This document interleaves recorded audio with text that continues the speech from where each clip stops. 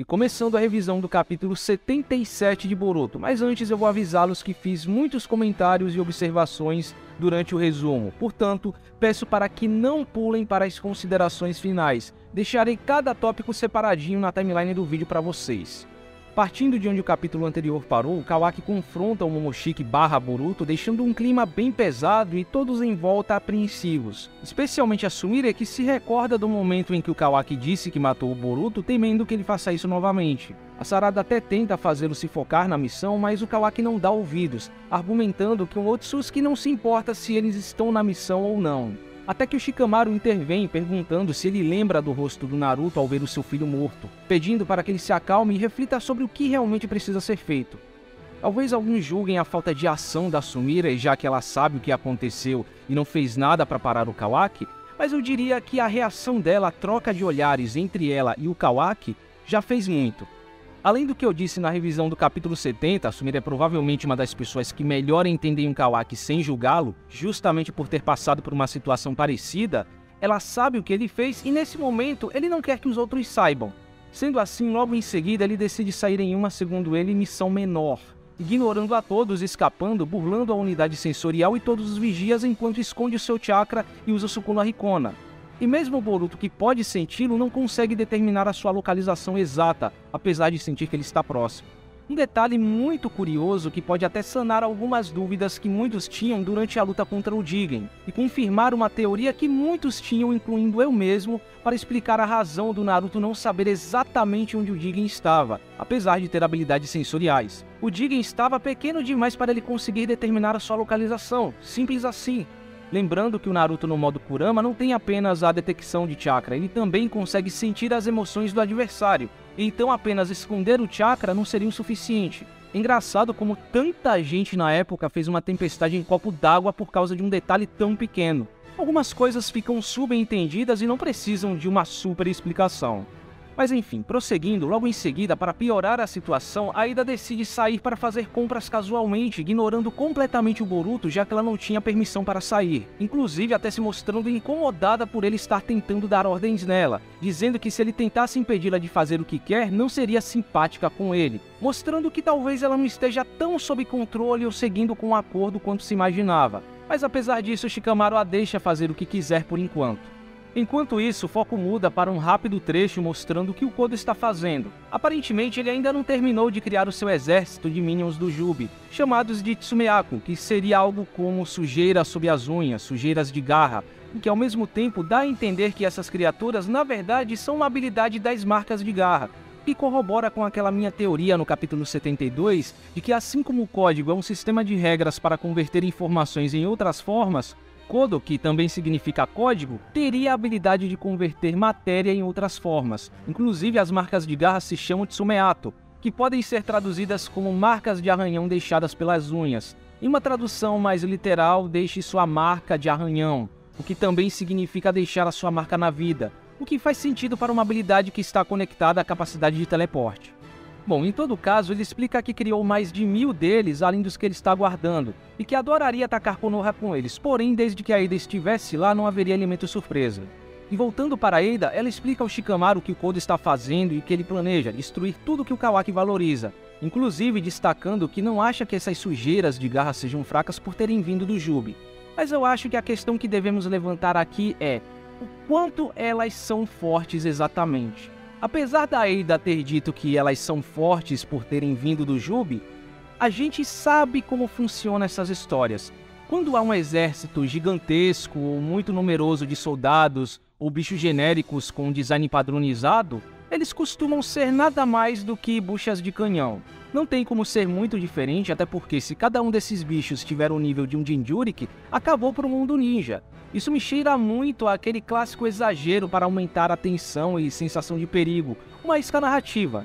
Aposto que eles devem ser, entre aspas, fortes o suficiente para serem perigosos para ninjas randoms. Quando chegarem nos relevantes, eles serão uns merdas. Com os minions do Jubi na guerra não foi muito diferente, se duvidar eram até melhores, porque tinham armas e eram de todos os tamanhos. Mas enfim, prosseguindo, aflito, Shikamaru pergunta se Konoha também estava inclusa. Mas há um pequeno momento de alívio cômico onde a Ida parece estar mais concentrada nas compras do que nas perguntas do Shikamaru, deixando Shikamaru bem desconcertado. Enquanto isso, Boruto, que estava observando as meninas fazendo compras, se sente deslocado e acaba tendo mais uma discussão com o Daemon, onde ele mais uma vez esculacha o Boruto dizendo que ele é fraco e não tem nenhuma qualidade e reclamando da falta de lutadores decentes na vila. Até que em determinado momento ele parece sentir alguma coisa e sai correndo atrás. E aqui começa o que talvez seja o trecho mais misterioso e hypado do capítulo, onde em resumo o Daemon acaba dando de cara com a Himawari perguntando quem ela é, como se estivesse surpreso com algo, e tenta golpeá-la, assumindo que seria fácil para alguém como ela desviar por ter sentido uma espécie de intensidade vindo dela. Basicamente sugerindo que ele sentiu alguma coisa nela que faz dela mais forte do que todos os que ele viu na vila até então, incluindo Boruto. Apesar do Boruto afirmar que ela não é uma ninja e nem sabe lutar. Mas talvez esteja acontecendo um gravíssimo erro de interpretação por parte de muitos nesse trecho. O pessoal anda muito emocionado com isso que o Daemon sentiu na Himawari. Olha aí, você não disse que a Himawari seria uma personagem de quarto escalão? E agora? Ela será uma personagem foda no futuro. O Neji 5.0, a nova Kaguya. Calma, meus amigos, calma. Já tem gente achando que ela será coprotagonista dessa obra depois do que o Daemon disse. Um aparente potencial oculto não significa muita coisa, não é garantia de destaque grandioso. Depende puramente de como ele será desenvolvido e usado. E algo me diz que a Himawari não vai deixar de ser a personagem de quarto escalão, Moe, irmãzinha fofa do protagonista, do dia pra noite. Em primeiro lugar, que intensidade é essa que o Daemon sentiu? Porque, pelo contexto do diálogo na HAL japonesa, a palavra usada pelo Daemon para descrever o que ele sentiu na Himawari, Haku-Ryoku, tem vários significados relacionados à intensidade e força dependendo do contexto em que é usada. Mas aparentemente, neste em específico, pelos kanjis usados, tem mais a ver com uma aura ameaçadora do que com o poder bruto em si. E logo em seguida o Boruto fala, bem, apesar das aparências, ela pode ser assustadora quando fica brava. Desculpe acabar com os sonhos molhados de quem tá colocando a Himawari num pedestal, mas infelizmente isso me soa muito como se essa intensidade que o Daemon sentiu, na realidade, fosse aquele outro lado da Himawari, aquela personalidade mais assustadora e ameaçadora que a Himawari mostra quando fica brava ou tem fortes emoções. Inclusive, nesse estado, ela mostrou feitos bem acima de uma criança comum que nem ninja é, como visto no episódio 126, quando ela salva o Shukaku. Ela basicamente se transformou numa top ninja de uma hora para outra, e quando recobrou a consciência nem sabia o que estava acontecendo, o que por si só justificaria o Daemon achando que ela seria capaz de esquivar de um de seus golpes. É como se a Himawari tivesse uma personalidade oculta em que ela tem o potencial de uma Madara da vida. Acho que isso não passa de puro artifício para alívio cômico pastelão de Battle Shonen, puro gag, como da última vez com Naruto. A Himawari fica brava, tem um aumento de poder explosivo e dá pau até no Daemon. Aposto que no final das contas a piada aqui é que a Himawari será a única capaz de meter medo, entre aspas, no Daemon por causa dessa personalidade assustadora. E é isso, não é algo para se levar tão a sério como o fandom tá levando. Bom, prosseguindo, após um pequeno mal-entendido engraçado com Boruto interpretando as ações do Daemon como se ele estivesse tentando dar em cima da Himawari, dizendo que nunca o aprovaria, o foco muda para a casa dos Uzumakis, que no momento está sendo vigiada por vários ninjas sensores, onde Naruto e Hinata estão se preparando para o jantar e tendo uma conversa casual. A Hinata se mostra feliz por eles poderem jantar juntos todos os dias, mas também sente falta de Boruto e Kawaki, até que em um determinado momento Kawaki repentinamente aparece, disposto a discutir algo com Naruto. Basicamente ele começa fazendo quase uma declaração de amor ao Naruto, muito tocante, diga-se de passagem, falando sobre como ele é grato pelo Naruto, alguém que o mudou, soprou vida nele quando ele era um infeliz que não passava de um receptáculo, um cadáver ambulante que não tinha razão para viver. Alguém que lhe mostrou um lado que nem mesmo ele sabia que tinha. O seu mundo girava em torno dele. E por isso, ele faria o que fosse preciso para protegê-lo, até mesmo morrer sem hesitação. Porém, o Kawaki também destaca que naquele mundo, pessoas boas como Naruto sempre são as que morrem primeiro. E que desde que ganhou os poderes de um Otsutsuki, entendeu que, seja ninja ou não, você não tem escolha a não ser morrer ao enfrentar um Otsutsuki. Por isso ele decidiu que usaria os seus poderes de Otsutsuki para erradicar cada um dos Otsutsukis que restaram, o que obviamente incluía o Boruto, por isso Kawaki foi lá avisar o Naruto, confirmando o que já tinha ficado subentendido no capítulo passado quando ele chega à conclusão de que os Otsutskis foram os culpados por tudo o que aconteceu com ele. Era óbvio que ele acabaria vendo o Boruto como uma ameaça. só não esperava que fosse tão cedo assim. E a partir daqui a conversa acaba se tornando mais sombria e dramática, onde o Kawaki fala, na frente da Hinata, que se sentiu culpado por ter falhado em matar o Boruto, causando uma reação bem emocionada da Hinata, com ela dando um tapa nele enquanto chora, gritando que ele está louco, que nenhuma pessoa decente pensaria assim. Um trecho que está gerando uma discussão bem desnecessária sobre quem está certo ou errado na situação. Como assim? A Hinata deu um tapa no Kawaki, ela está abusando de uma criança que sofre de sérios problemas emocionais. Não, a Hinata tá certa mesmo, o moleque ameaçou matar o filho dela na frente dela. Não, o Kawaki aqui tá certo, essa é a única alternativa, a Hinata como ninja tem que entender e blá blá blá blá blá. Bom, primeiramente, essa não é a primeira vez que vemos uma mãe batendo em seu filho na franquia. Isso aqui não é coisa de outro mundo. Já vimos a Temari batendo no Shikadai e a Kushina batendo no Naruto, e por motivos bobos, por alívio cômico de shonen. Mas esse não é o caso aqui, vamos entender o contexto. A Hinata é uma mãe que está vendo o filho adotivo dela, alguém que ela acolheu como parte de sua família, dizendo que falhou em matar o seu irmão e vai matá-lo novamente, sem qualquer sinal de remorso. Inclusive, não duvido que ela ficou sabendo agora que o responsável por matar o Boruto foi o Kawaki e não Kodo, algo que poucos sabem. E para completar, na HAL japonesa, a situação fica ainda pior, porque o termo usado pelo Kawaki para dizer que matou o Boruto foi Shitomeru, um termo normalmente usado para abater animais. O Kawaki está dizendo que vai matar o Boruto como um animal. Ele não considera o Boruto nem gente. Se fosse o Boruto no lugar do Kawaki falando as mesmas coisas, a reação dela seria a mesma. Eu entendo a situação emocional do Kawaki, como ele é quebrado e seu senso de moral é distorcido, algo que eu irei comentar mais pra frente na revisão, mas vocês têm que concordar comigo. Em nenhuma circunstância dá para defender o Kawaki nesta situação ou não entender o lado da Hinata como mãe. Será que há uma forma minimamente realista e coerente do Kishimoto escrever essa situação que não seja essa? Por favor, né, fandom? Chegando ao final do capítulo, o Kawaki concorda com a Hinata, dizendo que somente agindo como uma pessoa louca ele conseguiria matar o seu irmão. Mas ele já tinha chegado à conclusão de que não havia outro jeito, e como eles não seriam capazes de fazer, ele o faria, mesmo que fosse odiado para sempre. Mas obviamente o Naruto não permite, desafiando o Kawaki, ele teria que matá-lo antes de chegar ao Boruto. Sendo assim, sem outra alternativa, o Kawaki usa um ninjutsu de tempo e espaço e teleporta Naruto e Hinata para algum lugar. E o capítulo termina em uma cena do Kawaki dizendo que quando tudo estiver acabado, ele seria bem-vindo para matá-lo.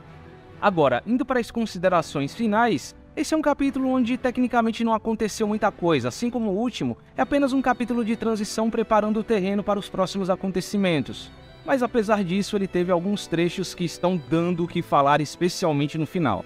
Bom, no geral, esse é um daqueles capítulos que passa a sensação de serem curtos e rápidos, especialmente pela quadrinização e o claríssimo desperdício de páginas em certos pontos, em função de alongar alguns trechos desnecessariamente, o que acabou com alguns ficando longos ou curtos demais, como por exemplo a fuga do Kawaki no começo do capítulo ou o encontro entre Daimon e Himawari, que poderiam ter se resolvido de forma mais direta, e o trecho do Kodo, que foi muito curto e direto. Senti que houve uma segurada considerável no conteúdo neste capítulo. Infelizmente, não foi um dos com o melhor ritmo e montagem. Até o anterior, que foi a abertura do volume, foi melhor nesse sentido. O capítulo basicamente se resumiu em Slice of Life, alguns momentos de alívio cômico, uma migalha sobre o que o Kodo tá fazendo e algumas pistas soltas sobre coisas que talvez, na prática, nem sejam tão importantes. Vulgo o trecho da sensação do Daimon que o fandom tá colocando num pedestal à toa. A arte também não foi das melhores, foi bem consistente e senti que oscilou em qualidade nos traços de vários personagens. Houve até uma regressão na Himawari em comparação ao capítulo 72 e olha que lá ela não estava tão bem. Se bem que o Ikemoto sempre teve dificuldades em desenhar crianças pequenas, mas acho que essa inconsistência fica ainda mais evidente no trecho da conversa entre Kawaki e Naruto. As proporções do rosto do Naruto, e especialmente da Hinata, estavam estranhíssimas em vários ângulos. Em alguns painéis o Naruto tá com o rosto completamente torto e em outros os olhos da Hinata estão grandes ou separados demais. Uma parada bizarra. E mais uma vez, assim como foi no capítulo 72, a Hinata foi completamente inexpressiva em um momento onde a expressividade deveria ser prioridade. O choro dela após o tapa não conseguiu passar nenhuma emoção, pelo menos ao meu ver. Mas apesar disso, eu dou um destaque a esse novo visual do Kodo, que ficou muito bom, remetendo muito ao visual clássico do Drácula. Eu até me pergunto se esse visual teria algum significado, uma referência ao fato do Kodo manipular o ferro de seu sangue? Ou será que é um indício de que ele pode ter outras habilidades relacionadas à manipulação sanguínea? Até me lembra um pouco os vampiros da Clamp, que também usavam garras como armas e tinham habilidades focadas em sangue. Essa oscilação de tom no capítulo particularmente me incomodou muito. As situações tensas acontecendo, Kodo prestes a atacar Konoha, Kawaki mandando Naruto e Hinata para outra dimensão, e em paralelo tá lá a Aida fazendo compras, momentos de alívio cômico com o Shikamaru ficando corado com um gritinho dela e o Boruto achando que o Daemon tava dando em cima da Himawari. Para início de conversa, toda essa coisa de deixar a Aida solta na vila, andando livremente, não me parece que faz muito sentido com o que foi estabelecido no começo da missão, que na prática seria uma espécie de prisão domiciliar disfarçada de coabitação. Porque eu achei que a intenção inicial em colocá-la naquela propriedade vasta era deixá-la afastada o mais distante possível do restante da população da vila, prevenindo que os cidadãos comuns tivessem contato com o fascínio ao mesmo tempo que dava a ela uma falsa sensação de liberdade. Se você não quer que uma garota de 16 anos seja vista, você realmente deve deixá-la sair para fazer compras e pagar pelo que ela quiser? Qual o sentido dessa missão de coabitação se eles estão deixando a Aida ir para onde ela quiser e ela não odeia lugares públicos como deu a entender quando ela chegou à vila? A menos que a desculpa seja que agora que ela tem amigas com quem ela pode se divertir, ela quer socializar e sentir a experiência de ter amigas comuns.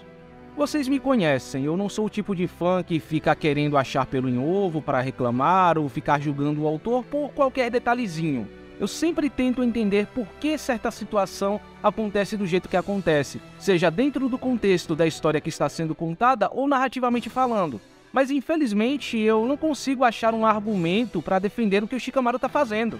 O Shikamaru acabou de colocar toda a vila em risco, deixando ele e Daemon soltos, tendo apenas umas 3 crianças de vigia.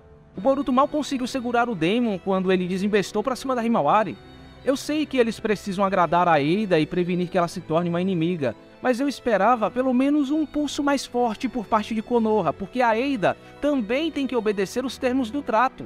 Fica parecendo que perante a Aida, Konoha é completamente impotente, o que não deveria ser o caso. Kishimoto estava numa crescente tão boa, as ideias e soluções que ele encontrava para certas situações faziam tanto sentido, e desde a chegada da Aida em Konoha no capítulo 74, eu ando vendo umas incoerências aqui ou ali que fazem o Shikamaru parecer incompetente e burro. Eu sei que pode parecer frescura da minha parte, mas isso acaba completamente com a minha imersão.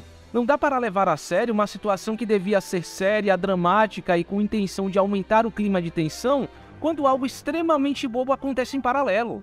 Não estou dizendo que não tem que ter comédia pastelona ou momentos casuais, mas tudo tem sua hora e lugar.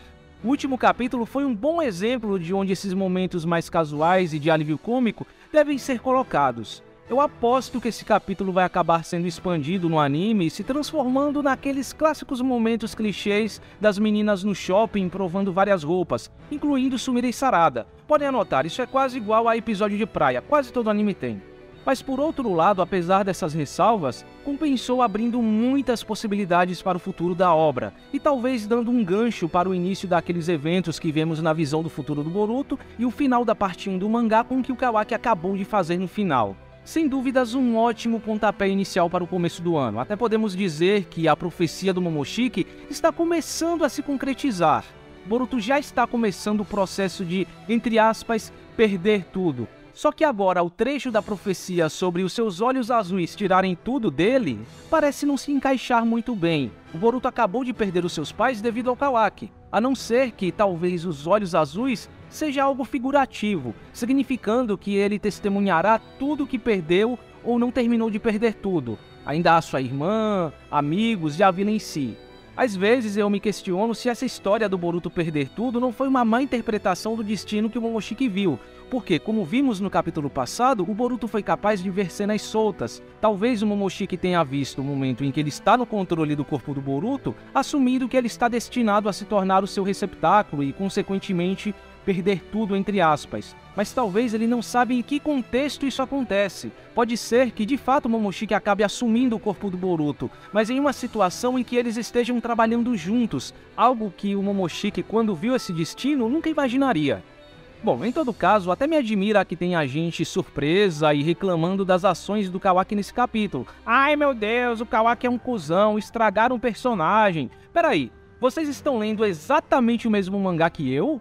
Mesmo que a gente ignore completamente aquela cena do futuro no capítulo 1, onde o Kawaki está enfrentando o Boruto numa Konoha destruída e dizendo que a Era dos Ninjas acabou, o que por si só mostra quem ele será e o rumo que ele vai tomar, ninguém, absolutamente ninguém, pode negar que essa obsessão pelo Naruto, que beira a loucura e que culminou nos eventos do final desse capítulo, já estava evidente e sendo construída aos poucos há muito tempo. Pode-se dizer que desde o capítulo 53 já víamos indícios disso quando Kawaki diz que um mundo sem o sétimo não tinha valor para ele e que preferiria estar morto. O que foi sendo reforçado capítulo após capítulo com os diálogos do Amado sobre o nível de afeto dele pelo Naruto beirar a loucura e as ações extremas do Kawaki, como estar disposto a se deixar ser morto pelo Kodo para proteger o Naruto.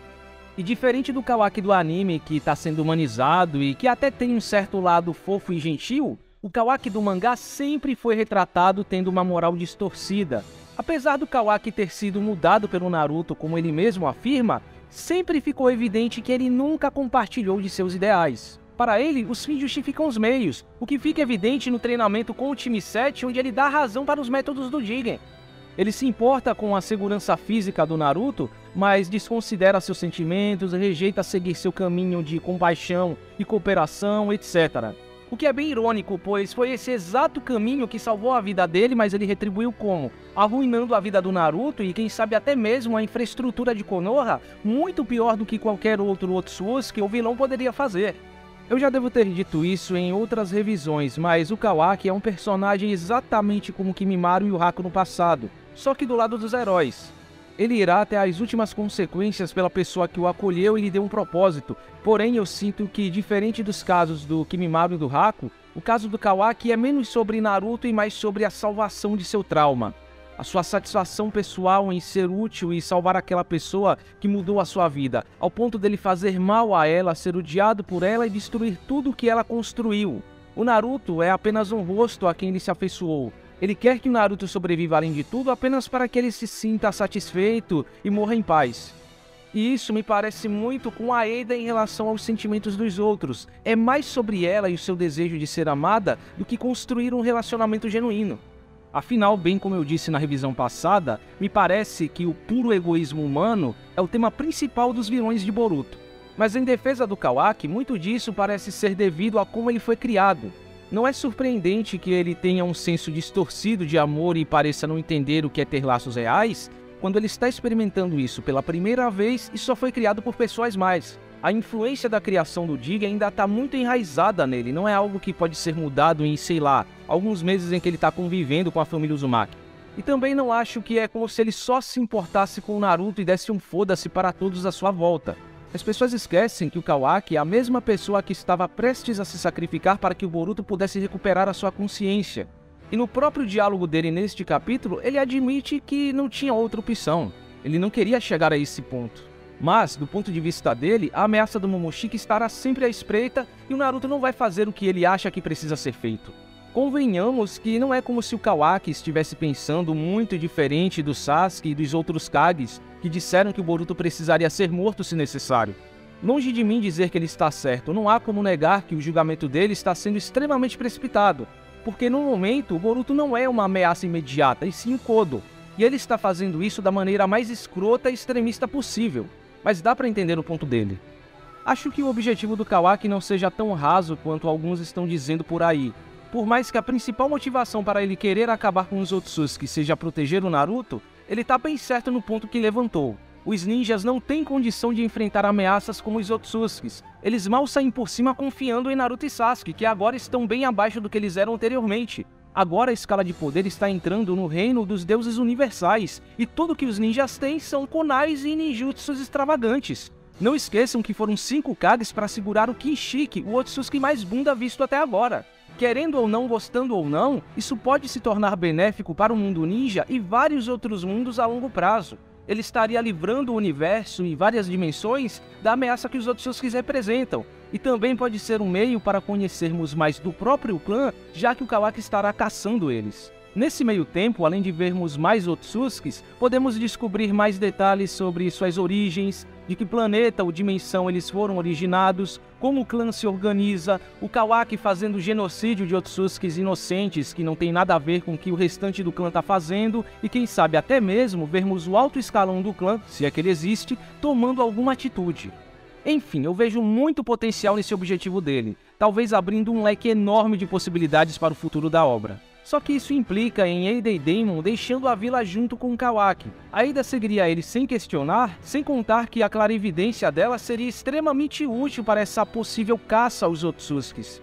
Eu ainda acho muito cedo para Ada e Daemon deixarem Konoha. O capítulo me passou muito a vibe de que será formado um laço de amizade entre Ada, Sarada, Sumire e Himawari e Daemon. Uma saída para isso seria a Ada continuando na vila por capricho, porque ela gostou da vila e da amizade da Sarada, ou até mesmo por um pedido do próprio Kawaki que, convenhamos, não gosta muito da companhia dela.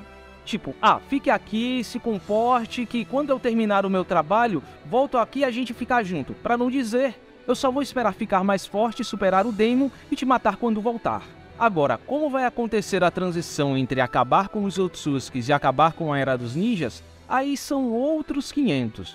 Pode ser que ele acabe escalonando dos Otsutsukis para tudo que se originou a partir deles, o que inclui o uso de chakra e os próprios ninjas, já que a própria existência do sistema do mundo ninja também pode representar um risco ao Naruto e às pessoas como ele, tanto quanto os Otsutsukis, apenas mudando seu discurso de Otsutsukis para o sistema do mundo ninja. Ou talvez a razão seja algo muito mais simples, como considerar os ninjas ultrapassados e ineficientes na luta contra a ameaça que os Otsutsukis representam, dando um fim na Era dos Ninjas para dar início a outra era, a Era dos Ciborgues / humanos modificados. Mas enfim, parece que agora tudo começa a se encaixar e aquela fala do Kawaki no capítulo 1 sobre mandar o Boruto para o mesmo lugar que o sétimo parece fazer mais sentido. Como muito se cogitava desde que o Kawaki começou a alimentar essa devoção pelo Naruto, provavelmente ele tinha mandado o Naruto para outra dimensão ao invés de matá-lo. Claro, talvez ainda seja cedo para tirar alguma conclusão, não sabemos exatamente para onde o Kawaki mandou Naruto e Hinata, se foi para outra dimensão, outro local do mundo, ou mesmo se eles têm condição de retornar ou não.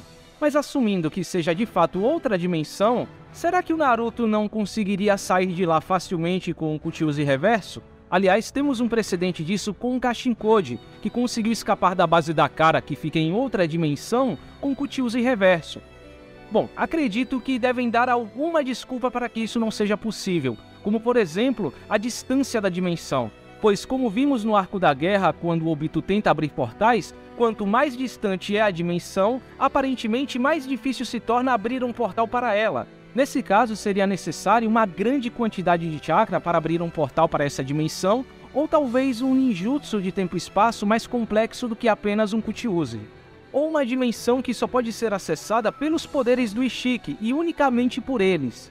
O que pra mim é a opção que mais faz sentido, já que o Kawaki disse que mandaria o Boruto para o mesmo lugar que mandou o Naruto, e não seria difícil pro Boruto conseguir escapar, já que ele tem ninjutsu de tempo e espaço. O que automaticamente implica que, nesse momento da história, o Momoshiki deixou de ser visto como uma ameaça pelo Kawaki, provavelmente por ter se tornado aliado do Boruto. Pra mim parece a resposta mais óbvia. Apesar da dimensão do Daikokuten ser a única que se enquadra nessa lógica, e como já foi estabelecido, é uma dimensão que não se pode mandar seres vivos, ou pelo menos a princípio.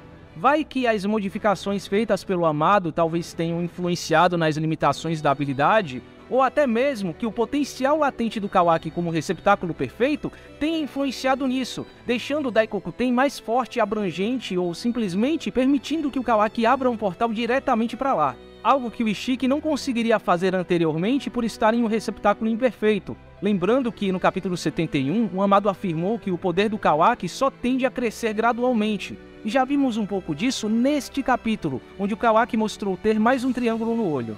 Bom, mas vai saber. Em todo caso, espero que o Kawaki realmente tenha mandado o Naruto para outra dimensão de onde ele não pode sair. Tá mais do que na hora de deixar o Naruto fora dessa história e deixar o protagonismo em tempo integral com Boruto e a nova geração. Talvez o Sasuke ainda tenha o seu papel como mestre do Boruto dependendo do que aconteça, mas o Naruto já deu o que tinha que dar. Ele não tem mais nada para fazer pelo Kawaki ou condições de enfrentar os inimigos atuais. Eu espero vê-lo saindo daí só lá pelos últimos arcos da história, o que pode ser benéfico para a obra como um todo. O mundo ninja terá perdido seu símbolo da esperança, a pessoa que é um dos principais pontos que une toda a aliança entre as 5 grandes vilas, a inspiração para muitos da nova geração. Eu sei que a obra não tem espaço e nem se propõe em se aprofundar em questões políticas, mas seria interessante ver a comoção que a falta do Naruto irá gerar em Konoha e em todo o mundo ninja, e como isso irá impactar na união entre as 5 grandes vilas. Uma cisão entre as 5 grandes vilas e conflitos entre elas seria uma ótima razão para o Kawaki acabar com a Era dos Ninjas, se é que não vão dar uma desculpa para essa ausência do Naruto como uma viagem diplomática de vários anos ou algo parecido. Dá espaço para que outros personagens tenham destaque, podemos assumir até que no pós-time skip, por conta dessa possível ausência de Naruto e Hinata e quem sabe até do Boruto, a Himawari seja obrigada a amadurecer mais cedo e tenha uma certa mudança de caráter. Em teoria, ela ficaria aos cuidados da Hanabi e do Hiashi melhorando as suas habilidades, se afastando um pouco desse arquétipo de personagem moe, irmãzinha fofa do protagonista, talvez sendo de alguma utilidade no futuro. Se bem que eu acho isso meio difícil. Esse mangá mal consegue lidar com a quantidade de personagens que tem e dar foco suficiente a eles. Mesmo hoje, Sarada e Mitsuki ainda não passam de satélites do Boruto, talvez daqui pra frente que começarão a ter algum destaque a mais por tudo que tá acontecendo atualmente, especialmente a Sarada. Não creio que a Himawari de repente tenha um super desenvolvimento e destaque e suba na escala de poder acabando num nível comparável ao Daimon ou ao Boruto. Com sorte, ela será uma personagem de apoio, usada para o desenvolvimento do Daimon se ele tiver uma amizade com ela ou algo a mais, e talvez ajude a resolver o conflito entre Boruto e Kawaki de alguma forma. Acho que a melhor chance da Himawari para ter alguma utilidade na parte 2 é dando um olho ao Boruto quando ele aparentemente perder o dele, como eu sugeri na revisão do capítulo 72. Não em termos de poder bruto, ainda mais visto o nível dos inimigos atuais. Lembrando que não sabemos se o Jogan vai aparecer no mangá ou não. Aquele olho no capítulo 1 pode ser muito bem um Byakugan e é isso. E caso o Jogan apareça, também não seria um empecilho, basta dizer que a Himawari também tinha o mesmo potencial para despertar o Jogan que o Boruto. Vai ver que essa aura ameaçadora que o Daimon sentiu não foi o potencial para despertar o Jogan, mas talvez ele também sentisse no Boruto se esse fosse o caso. A menos que a presença do Momoshiki interfira de alguma forma, ou Boruto tenha perdido a capacidade de usar o Jogan porque os seus dados foram sobrepostos pelos dados do Momoshiki. Enfim, o Kakashi deixando a aposentadoria e voltando ao posto de Hokage na ausência do Naruto, o que corrobora com algo que o Ikemoto disse em uma entrevista, onde perguntaram se ele tinha planos para personagens principais de Naruto na história de Boruto, e ele disse que gostava do Kakashi, mas não podia falar muito sobre sem dar spoiler. O link da entrevista estará na descrição. E por que não pro personagem em si? Porque nesse meio tempo a única coisa que o Naruto pode fazer é treinar. Ele pode sair dessa dimensão com um uso melhor de seu modo Sennin, usando ele de maneiras variadas como Jiraiya fazia e como o próprio Kashin Koji aparentemente faz, e criar novos ninjutsus, voltando em função de um fanservice bonito nos últimos arcos. Enfim, as possibilidades são infinitas. Só sei que espero que esse drama, esse chororô de que o Naruto vai morrer, o Naruto vai morrer, o Naruto vai morrer, toda vez que o personagem entra em cena, acabe de uma vez. Eu já falei em outras revisões e vou repetir. Não vão matar um personagem símbolo de franquia como o Naruto. E eu incluo Sasuke nessa. Não adianta ser emocionado, eu também queria vê-los sendo mortos. Isso seria excelente para o desenvolvimento da nova geração, todo mundo tem que concordar. Mas tenho que admitir, tenho que engolir seco que a dupla Naruto e Sasuke sempre irá existir e sempre estarão vivos para serem usados em futuros spin-offs, merchans e conteúdos da franquia. Ah, mas e o Boruto com aquela capa e espada do Sasuke no capítulo 1? Aquilo pode ser por qualquer razão. E também, meus amigos, existe algo chamado morte falsa. Pro Sasuke morrer em algum momento do último arco e ressuscitar no final, porque o Boruto transcendeu, se tornou algum tipo de entidade como o Shibai, é daqui pra lá. E por último, quanto às minhas expectativas para o próximo capítulo, acho que simplesmente a visão do Boruto no capítulo 75 vai se concretizar. O Kawaki vai tentar matar o Boruto e entrar em combate com os times 7 e 10. Já sobre um possível ataque do Kodo acontecendo em paralelo, eu ainda tenho minhas dúvidas. Continuo com a mesma opinião da revisão passada. Ele não está preparado para atacar, especialmente após este capítulo. Porque, pelo que deu a entender, ele não vai atacar a vila enquanto a Ada estiver lá. Sem falar que a Ada está completamente calma e despreocupada enquanto isso, tanto que ela só foi contar sobre isso ao Shikamaru agora. Me parece que ela não vê o Kodo como uma ameaça iminente que Konoha precisa se preocupar. Claro, essa atitude despreocupada também pode ser nada mais do que um traço de personalidade dela, o que corrobora muito com uma ideia que eu já comentei na revisão do capítulo 68, de que a Ada seria pouco imediatista. Por isso ela não teria falado ao Kodo sobre o ciborgue que o Amado estava construindo. Ela só fala quando dá na telha. Meio que uma forma que o Kishimoto teria encontrado de dar um certo limite ao fascínio, compensando a abrangência absurda de visão com uma usuária de personalidade despreocupada. Sem falar que o Kodo atacando agora seriam vários acontecimentos ao mesmo tempo, uma luta atrás da outra, uma bagunça total.